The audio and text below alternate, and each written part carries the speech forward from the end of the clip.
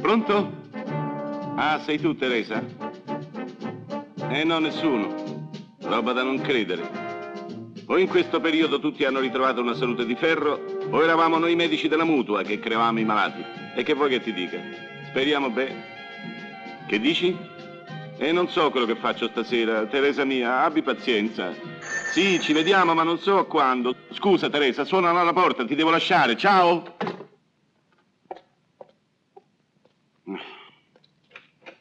Ah, sei tu? E allora?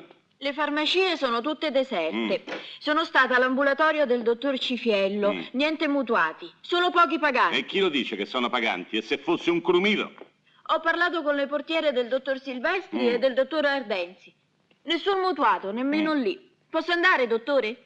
Dove? A casa. Che ci sto a fare qui? Tanto è inutile che ci speri. Ha ragione mio padre. E che dice tuo padre? Dice, se uno deve pagare 1000 lire al medico della mutua, allora è meglio spenderne 5.000 e andare da un medico bravo.